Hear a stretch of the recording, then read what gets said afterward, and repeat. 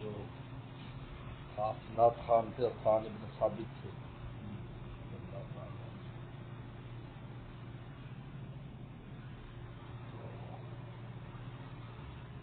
السلام دعا اللہ مید بروح القدس، اللہ مید بروح القدس، اللہ کو روح القدس کے ساتھ ان کی مدد فرما۔ جبریل السلام، دوسری روایت میں آتا ہے کہ جبریل معاک، جبریل السلام تیرے ساتھ، وہ اشعار پڑھتے تھے اور بلکہ فرماتے تھے کہ کیونکہ عربوں کے ہاں جو اشعار میں مذمت کی جاتی تھی اس کی بہت زیادہ تکلیف ہوتی تھی، اس کا جواب بھی پھر اسی انداز میں دیا گیا، جواب بھی پھر فرمایا کہ تیر کے لگنے سے زیادہ ان کو اس میں تکلیف ہوتی ہے، تیر کے لگنے سے زیادہ۔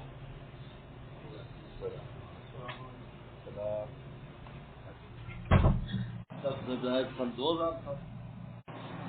جب اشعار یعنی کہے تو اس میں فرماتے ہیں ما ان مدحت بمحمدن بمقالتی، یعنی میں نے پیغمبر اسلام کی تعریف اپنے مقالے سے نہیں کی کہ میرے اشعار صلی اللہ علیہ وسلم کی تعریف ہو گئی ہو،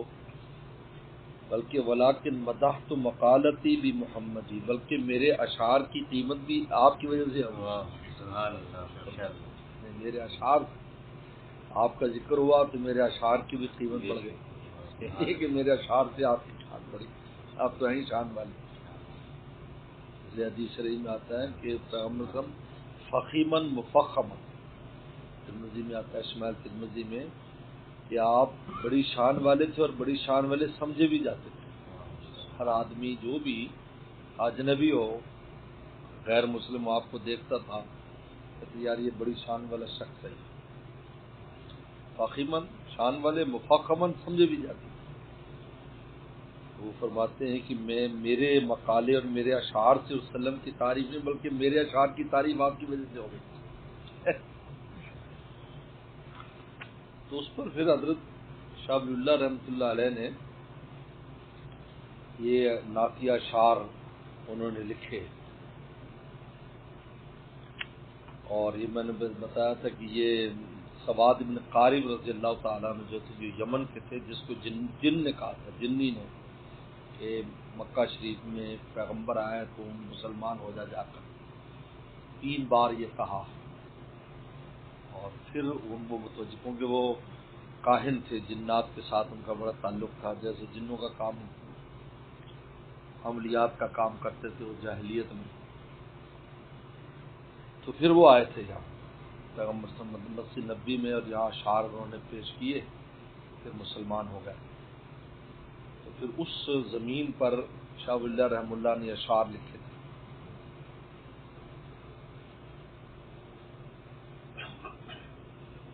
اور اس میں سب سے پہلے انہوں نے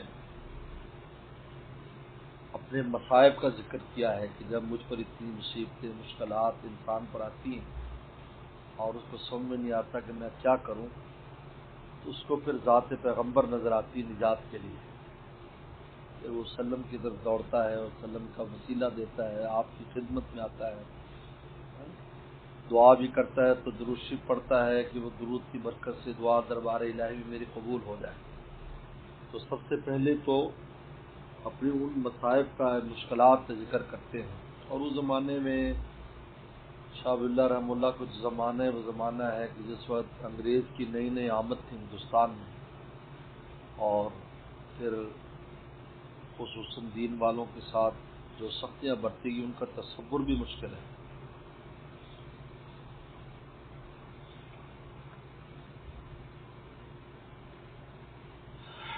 فرماتے ہیں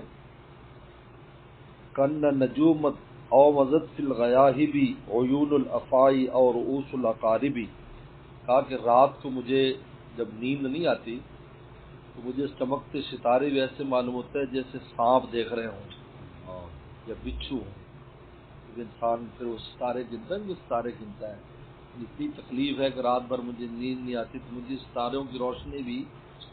سانپ کی آنکھیں اور بچھو معلوم ہوتے ہیں۔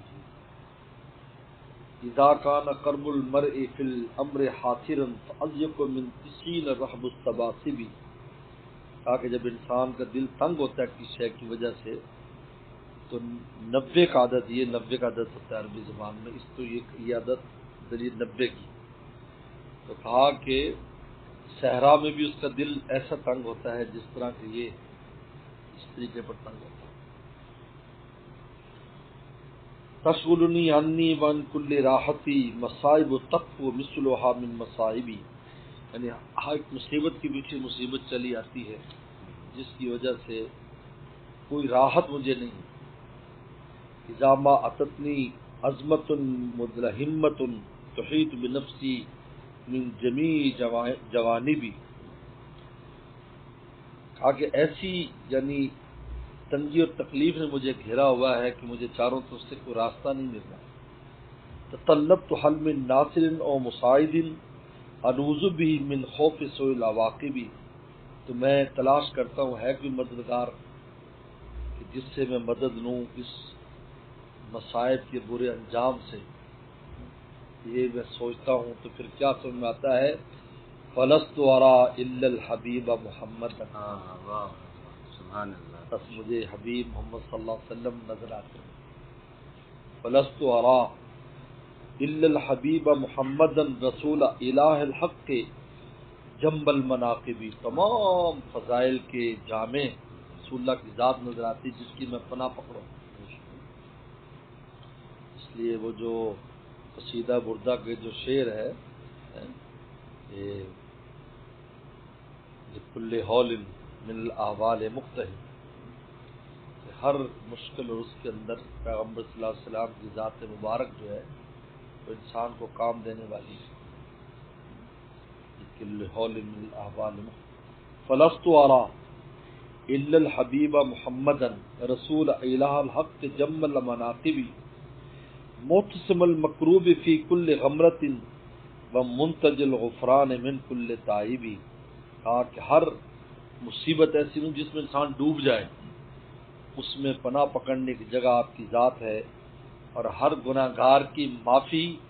کا مرکز ہے آپ روزے پر بھی حاضری دیں گے، سلام پیش کریں گے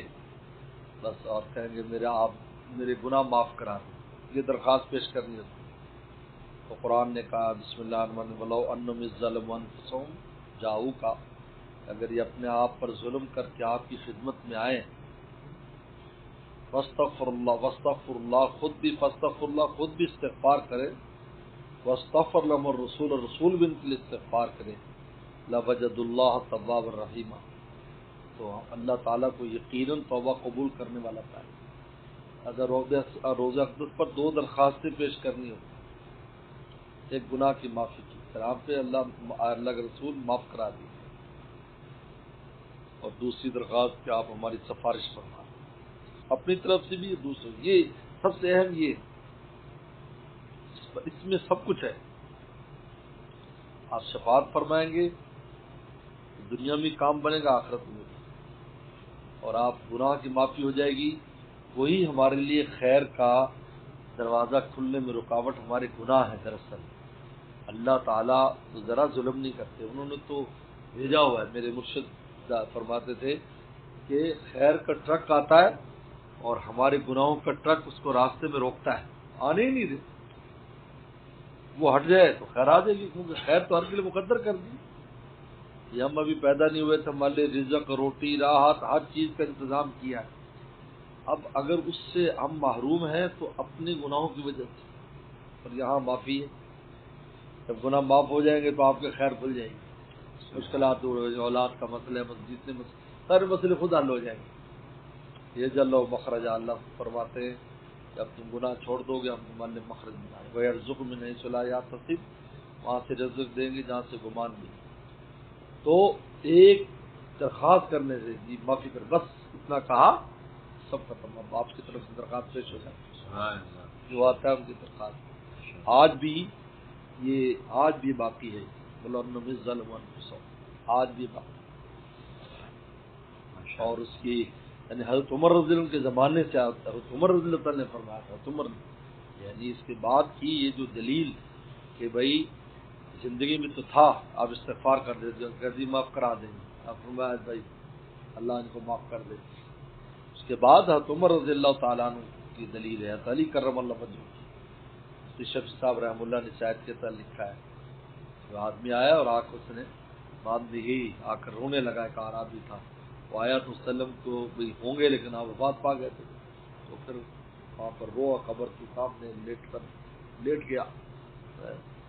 تو فرمایا کہ بھائی تسلی رکھو ہماری معافی ہو گئی، کیونکہ یہ قیامت تک کے لیے ہے کہ جو آ کر درخواست پیش کرتا رہے گا معافی ہوتی رہے گی،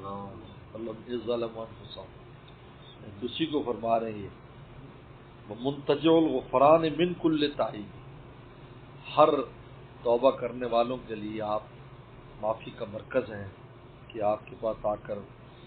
وہ معافی کی درخواست کریں گے قبول ہو جائے گی۔ وہ کتنا دلچسپ واقعہ ہے، ایک اعرابی کا آتا ہے، ایک اعرابی آئے اور آ کر کہا کہ اے اللہ مجھے معاف کر دے، تو معاف کرے گا تیرا محبوب خوش ہو جائے گا، نہیں معاف کرے گا تو پھر تیرا دشمن خوش ہوگا شیطان۔ تو کہہ کے چلا گیا، اگلے دن آیا تو ایک اس زمانے میں بہت بڑے اللہ والے تھے یہاں، وہ ان کے انتظار میں کھڑے،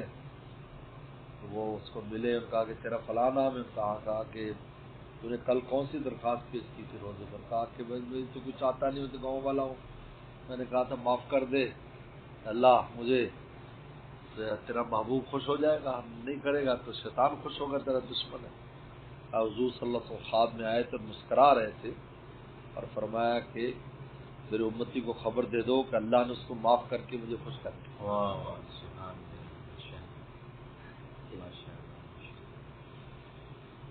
تو بے اللہ تعالیٰ کا شکر ہے، اللہ نے حاضری نصیب فرمائی ہے اور ہمیں مت کرنے اور کوئی چاہے پانی